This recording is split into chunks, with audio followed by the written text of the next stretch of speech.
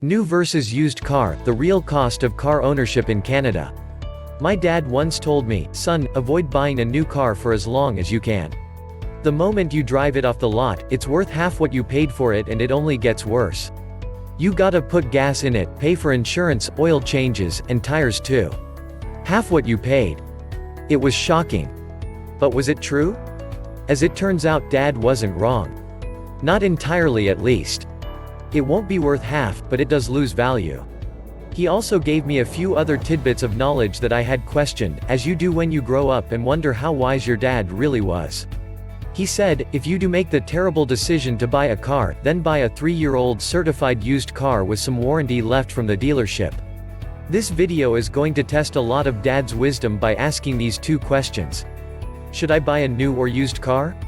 What's the real cost of a car in Canada? New versus used car. This is the question that almost everyone considers at least once in their lives. A lot of old knowledge tells us that we should buy used. AutoTrader even makes this statement, used cars cost less than new cars, all else being equal. But that view is a bit short-sighted. There's a lot more to consider. Of course, on the surface, they're right.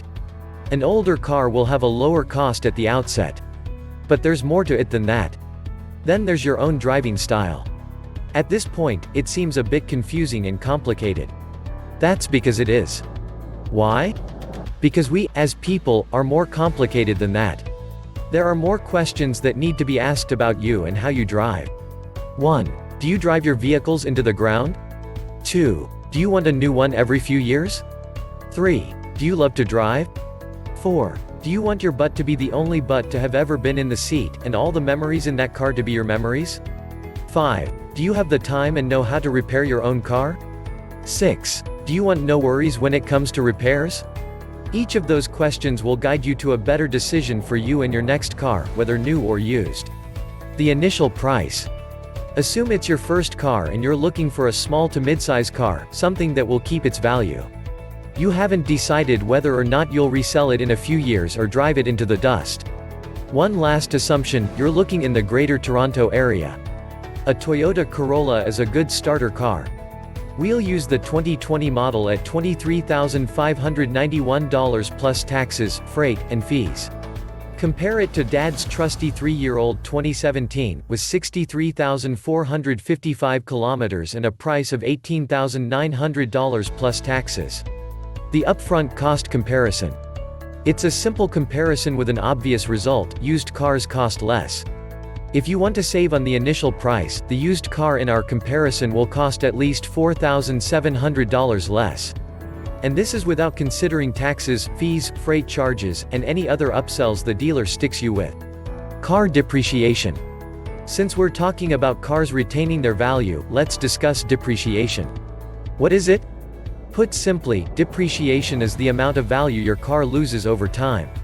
The moment your new car is yours, it's no longer new. It isn't worth as much as it was sitting on the lot ownerless and driverless. It represents how much of the car's value is lost from use. There are a lot of different estimations of exactly how much value cars lose per year. How big a deal is it? Well, it depends on how long you plan on owning the car for. 1 to 5 years. According to Carfax, your car depreciates 20% after you own it for 12 months. Then it'll keep losing value at a rate of about 10% per year. So by the end of 5 years, you lost around 40% to 50% value. Remember, it doesn't lose 10% of the original value each year, just 10% of the current value. The amount of depreciation lessens each year.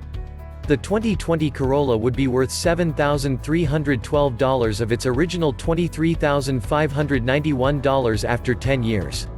That's a lot to lose. 6 to 10 years. From the 6-year mark on, depreciation tends to slow down.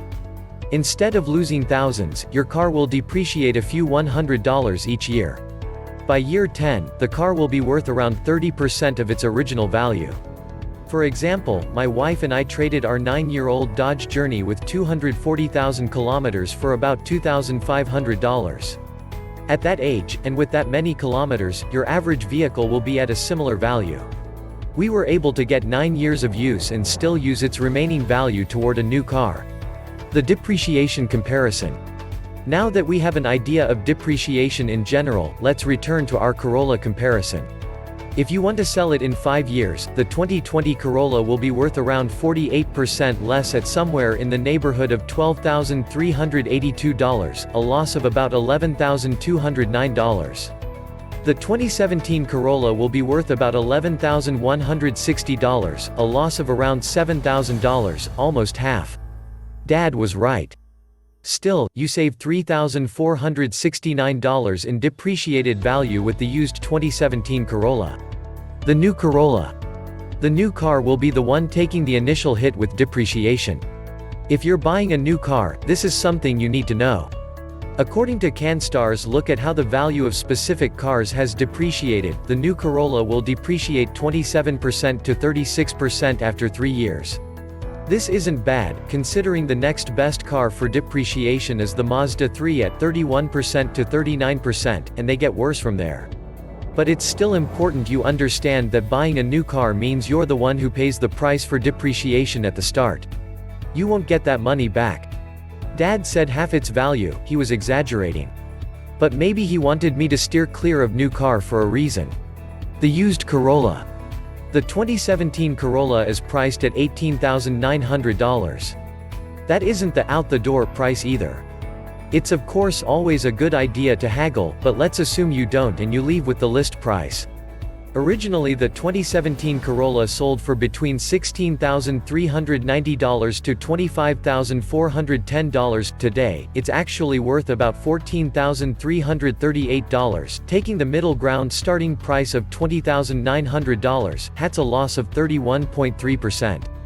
The initial depreciation has happened and someone else took the loss. You don't have to worry about that anymore. Once the car is in your possession, you can expect your used Corolla to depreciate by about 10% each year after that. At about year 10, it'll be worth about $6,590. Does it really matter to me? In the end, it's up to you. Some people want the new car, it has warranty and it's reliable. That might be worth $3,469 to you. If you feel safe with a certified used car with some warranty left on it, then you might feel like taking advantage of the difference in depreciation. Remember, you also save about $4,800 on the initial outright cost. I'm taking the used car at this point. Extended warranty might be a good idea. If you take the used car option, there are optional extended warranties that you can purchase. For example, the Toyota dealership I asked offers them anywhere from an additional 3 to 7 years, at prices from around $800 to $3,500, so you could take a 7-year warranty for peace of mind on the used car and still be about even on the initial cost. The insurance price difference. The comparison between new and used gets fairly simple when it comes to insurance. New cars cost more to insure since they cost more to replace and they're more likely to get stolen. You'll spend less insuring the used 2017 Corolla than the 2020 model. Maintenance costs. This seems fairly simple. A new car will have warranty. Any major repairs will be covered. Plus, generally, a new car shouldn't need repairs. The maintenance comparison. So let's look at how this affects our decision to buy the new 2020 versus the used 2017 Corolla. The new Corolla. The 2020 Corolla will be covered for the first 3 years. And the drivetrain is covered for 5 years. Your only maintenance costs will be for things like oil changes, brakes, and other parts of the car that are prone to wear and tear.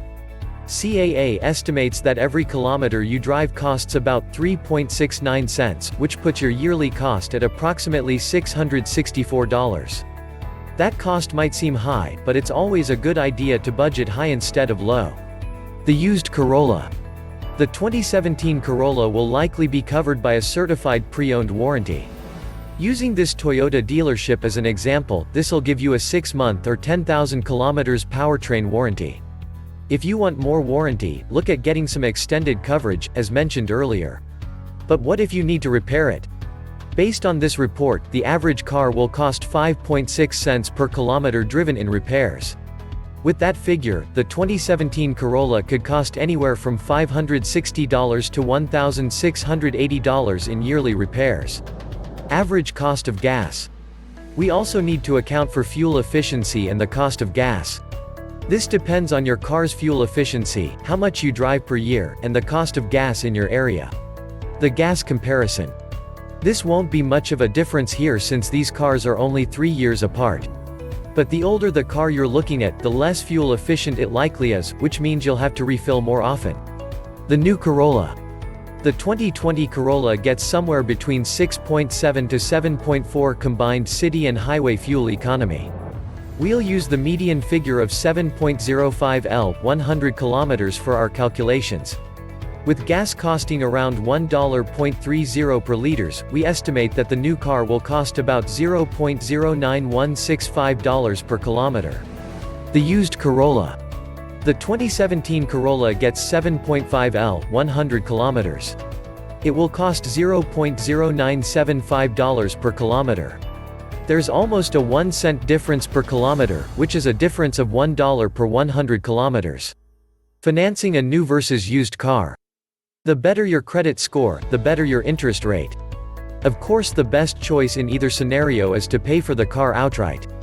More often than not, that'll be impossible for you with a new car, but a $5,000 used car may be in your reach. A budget, patience, and savings are your friends. It can be hard to find financing interest rates openly published on dealership websites. A dealership might even give you the run around when you ask specifically. They're often only interested in talking about monthly payments, and avoid talking about financing rates altogether. So what's the total cost? Was Dad right? At the end of that day, Dad exaggerated a bit. I'm sure he was giving me a bit of a scare to make sure I became a cautious consumer. That isn't a bad thing. But he wasn't altogether wrong either. Cars are becoming more reliable, and if you do your research, you'll avoid a lemon and those nasty repair bills. Couple that with an extended warranty and you'll only need to worry about brakes and oil changes. In the end, if you want a new car, the savings won't outweigh your desire to purchase new. The heart wants what the heart wants. Final thoughts. If you're planning to drive the car into the ground, and you do your research, then why not buy new? You'll have it forever and the initial hit from depreciation won't matter in the long run. In all other events, I still think the 3-year-old used car is a great deal. Even if it's only better by a small margin. Shop around, haggle for a good price, and you can increase that margin by quite a bit. If you enjoyed this video and want to hear from me again, be sure to hit that subscribe button before you go.